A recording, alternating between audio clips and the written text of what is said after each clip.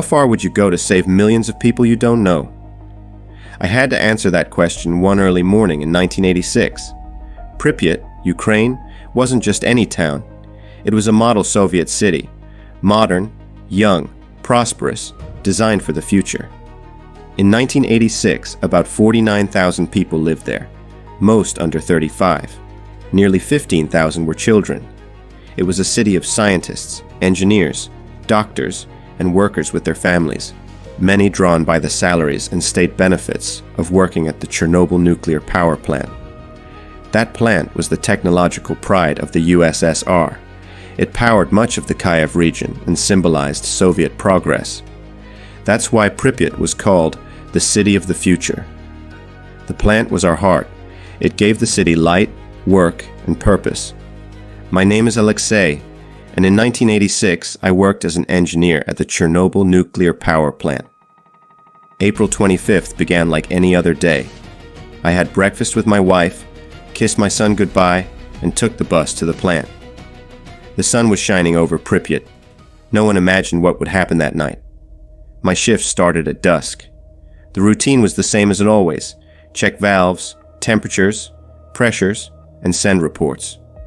But that night was different. A safety test was scheduled to see whether the turbines could keep generating power for a few seconds after a loss of electricity. It was a delicate experiment, already postponed several times. No one wanted to do it at night, but the orders came from above. At 10 o'clock, we began reducing power in Reactor 4. The readings dropped too far, and the steam flow became unstable. I knew something was wrong. You could feel it in the air. The shift chief, Anatoly Dyatlov, ordered us to continue, and no one dared to contradict him. After midnight, the lights flickered and the air felt heavy. It smelled of oil and hot metal. At 1:23 a.m., someone shouted, "Press AZ5!" The emergency button. We pressed it, and then the world exploded. A deafening roar ripped through the plant. The floor shook, the lights went out, and the roof collapsed. I felt the air turn to fire. I fell, stunned, and when I opened my eyes, I saw the impossible.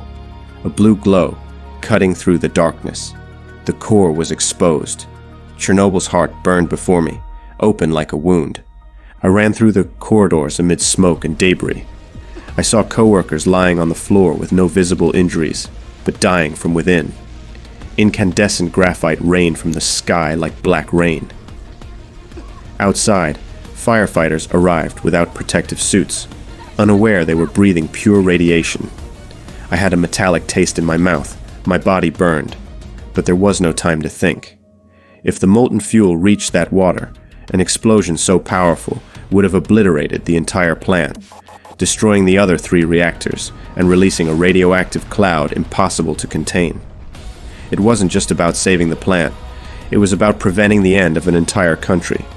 Kiev, the capital, was only 130 kilometers away. More than 2 million people lived there. If that explosion happened, it wouldn't be thousands evacuated, but millions. Cities would become uninhabitable, rivers contaminated, and nuclear poison would spread across Europe. It was the worst scenario imaginable, and we were the only thing standing between life and that disaster. That was the worst scenario we foresaw. It wasn't alarmism, it was a real possibility we could not allow. Someone had to drain that water. The valves were in low, dark, flooded tunnels. Going in meant walking beneath collapse, with radiation in the air and water up to the chest. It wasn't an order anyone could impose. It was a decision someone had to own. 3 of us volunteered: Valery Bespalov, Boris Baranov, and I, Alexei Ananenko. No one forced us. We simply knew someone had to do it. When I heard the order, my stomach clenched. It wasn't bravado, it was conscience. I understood that if I didn't go down, if we didn't try, I might regret it for the rest of my life. Because it wasn't just my life at stake, but my wife's, my son's, and everyone sleeping peacefully in Pripyat, in Kiev, across Europe. If that explosion happened, there would be no future for anyone.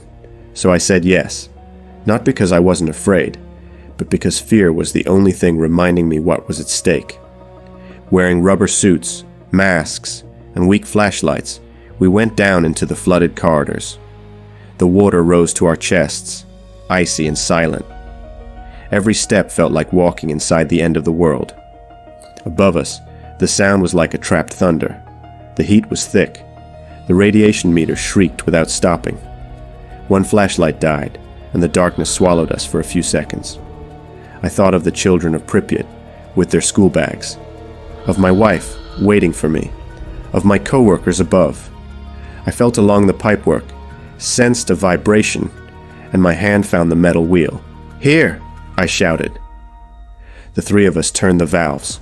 The water began to fall, and that's how the second explosion never happened. We averted an apocalypse. When we came out, we were soaked, exhausted, unsure whether our bodies would exact their price immediately or over the years. That dawn, the wind began carrying radiation toward Belarus, Sweden, and beyond, while Pripyat still slept. In a few hours, the children would go to school, unaware they were breathing poison. At daybreak, the sky had a strange color. Radioactive dust coated the trees as if it had snowed. Families leaned over their balconies to watch the distant glow, not imagining it was deadly. 36 hours later, the evacuation began. I watched families board buses. They were told they would return in 3 days. That's why no one packed. People left food on the table, children left notebooks on their desks, but no one ever came back. Pripyat was frozen in time. For nearly 2 days, the Soviet Union tried to hide the scale of the accident. This is how the world found out. On the morning of April 28th, sensors in Sweden detected anomalous radiation and alarms sounded. By then, the cloud from Reactor 4 had not stayed in Ukraine. Within hours, northern winds pushed it across all of Europe. Controls, measurements, and hard decisions began. Over 200,000 people were evacuated in the first months. In Poland, the government distributed iodine to millions of children to protect their thyroids.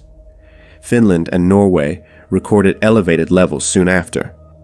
In Italy and Greece, traces were detected in air and rain. Even in the United Kingdom and Spain, low levels of cesium-137 were measured. That name sounds technical, but it's really an invisible poison, a byproduct of nuclear fission with a half-life of about 30 years. That means it takes decades to lose only half of its radioactivity. When it enters the body, it can accumulate in muscles and organs, damaging cells and causing cancer over time. It travels with dust, settles in soil, and infiltrates the food chain, milk, meat, mushrooms, wild berries. That's why, after the accident, several countries limited certain foods. And even today, forests and wildlife in Northern Europe are monitored. You can't see it, you can't smell it, it gives no warning, but it remains, and it forces decisions that last generations. Germany and Austria restricted milk and vegetables due to contamination. The radioactive cloud literally circled Europe, directly or indirectly affecting more than 40 countries and contaminating over 200,000 square kilometers of farmland and forest. In the first days, 31 people died from the explosion and direct radiation. They were firefighters, operators, and workers who tried to contain the Grokdor fire. But the real cost came later. Over the years, thousands more fell ill. It's estimated that between 4,000 and 9,000 people lost their lives to cancers and diseases caused by radiation, though some independent reports place the number much higher. More than 300,000 people were evacuated, leaving behind their homes, memories, and everything they knew. The disaster didn't just destroy a city. It marked entire generations. The accident was rated level 7, the maximum on the International Nuclear Event Scale. The amount of radioactive material released is estimated at about 400 times that of the Hiroshima bomb. Today, the imprint of the disaster is still there. First, a concrete and steel sarcophagus was erected to seal the remains of the reactor. Decades later, the new safe confinement, a gigantic structure, was put in place to contain it, and over time enabled dismantling inside. Even so, the land remains scarred. More than 2,600 square kilometers are still within the exclusion zone. The city I knew has been devoured by nature.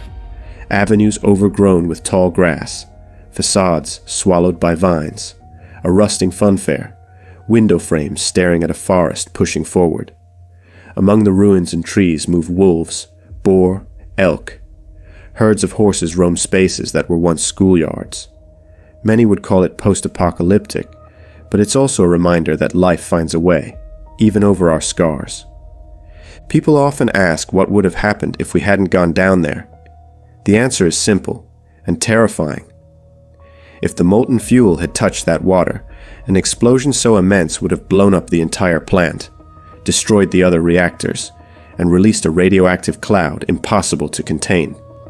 It would have triggered a chain of disasters, entire cities evacuated, rivers contaminated, millions of lives at risk.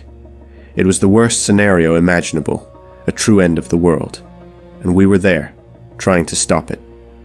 For a long time, rumors spread that we died on the mission. The truth is, we survived. Years later, our work would be officially recognized. But beyond recognition, what mattered was the simple fact: the larger catastrophe was averted that night. Yet the danger never truly disappeared. In 2025, the Zaporizhzhia nuclear plant, also in Ukraine, remains trapped in the middle of war. If its cooling system were to fail, we could face a modern disaster from which no one would emerge unscathed. In the Middle East, recent strikes on nuclear facilities in Iran have revived fears of an accident impossible to contain. And in February 2025, a drone struck the new shelter that covers Chernobyl. There were no casualties, but the message was clear. The risk is still there, waiting. That invisible danger many think belongs to the past still breathes among us. And if something goes wrong, it wouldn't be just a local tragedy, but a catastrophe that crosses borders. I don't consider myself a hero. I did what had to be done. When people ask why I went in, I think of that city sustained by its plant, of the shift routines, of the children walking to school, of the families who deserve to keep living without a fate sealed by a second explosion. Sometimes, the difference between disaster and survival is 3 people with a flashlight and an impossible choice. I am Alexei Yanonenko, and I survived to tell.